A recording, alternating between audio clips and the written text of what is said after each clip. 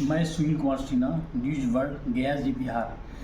मैं एक भावी प्रत्याशी रोमित कुमार के निवास पर हूँ और उनके बारे में जो है आपको जानकारी देने जा रहा हूँ। रोमित कुमार एक जाना पहचाना नाम, ज्ञान भारती स्कूल के निर्देशक एवं हम पार्टी के राष्ट्रीय प्रवक्ता, एक कर्मठ एवं समर्पित कार्यकर्ता एवं वर्षों से हम पार्टी के साथ जुड़कर पूरे बिहार में भ्रमण कर हम के जनाधार बढ़ाया।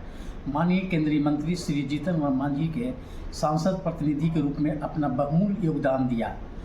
वर्तमान में मगध की धरती पर राष्ट्रीय प्रवक्ता के रूप में धुआंधार जनसंपर्क अभियान चला रहे हैं और लाखों लोगों से मिल करके आम लोगों की क्षेत्रीय परेशानियों को जानने का प्रयास किया और निदान के उपाय भी सुझाए। क्षेत्र की जनता इनसे काफ़ी प्रभावित हो रहे हैं। ये हम के भावी प्रत्याशी एवं प्रबल दावेदार है। यदि हम पार्टी से इनकी टिकट सुनिश्चित होता है तो पार्टी भावी प्रत्याशी है और स्वाभाविक उम्मीदवार है। आज उनसे कुछ जो है वार्तालाप की जाएगी। अपना परिचय देंगे। मैं रोमित कुमार, हिंदुस्तानी आवाम मोर्चा सेकुलर का राष्ट्रीय सचिव सह गया संसदीय क्षेत्र का जीतन राम मांझी जी के का प्रतिनिधि। हम में आप कब से आए? मैं विगत 7 सालों से हम पार्टी के साथ जुड़ा हुआ हूँ और निरंतर सारे कार्यक्रम से लेकर पार्टी की जो भी एक्टिविटी होती है, जहाँ भी उनकी हमारे राष्ट्रीय अध्यक्ष डॉक्टर संतोष मांझी जी और केंद्रीय मंत्री डॉक्टर जीतन राम मांझी जी, उनके विचारों को हम लोग पूरे बिहार ही नहीं पूरे भारतवर्ष में हम लोग फैलाने का अपना जो हम लोग का पार्टी का जो कार्यक्रम है उसमें हम लोग निरंतर भाग लेकर हिंदुस्तानी आवाम मोर्चा सेकुलर का एक ही उद्देश्य है कि भारत के गरीबों एक हो, जिनके इरादा नेक हो।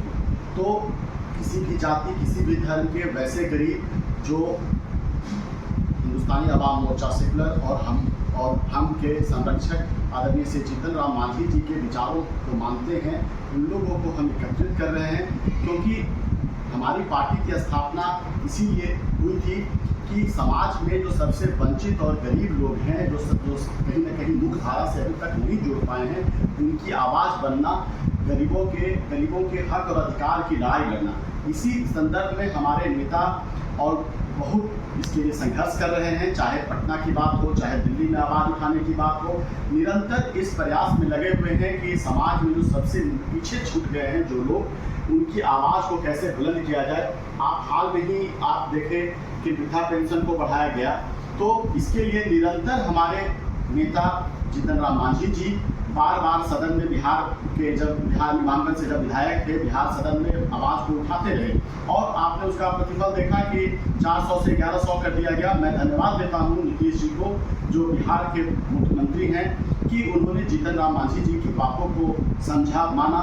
इस तरह की हजारों योजनाओं पर निरंतर हमारे नेता जीतन राम मांझी जी और डॉक्टर संतोष मांझी जी लगातार प्रयास कर रहे हैं कि किस तरह से बिहार ही नहीं पूरे भारत के गरीबों को एक किया जाए और उनके हक और अधिकार की जो लड़ाई है उसे निरंतर हम लोग किस तरह से लड़ते रहें। इसी प्रयास के साथ हम लोग लगे हुए हैं। और रही बात इस विधानसभा में, हमारे नेता ने तय कर लिया है कि इस बार एनडीए के साथ हम लोग रहकर पूरे बिहार में हम लोग नीतीश जी की सरकार को दोबारा स्थापित करने के संकल्प के साथ नीतीश जी जो नारा दिया है 2025 में 225 बार, उसे हम लोग अपने पूरा प्रयास कर रहे हैं कि मगध ही नहीं पूरे बिहार में एनडीए का परचम लहराए और इसी में हम लोग निरंतर काम करें।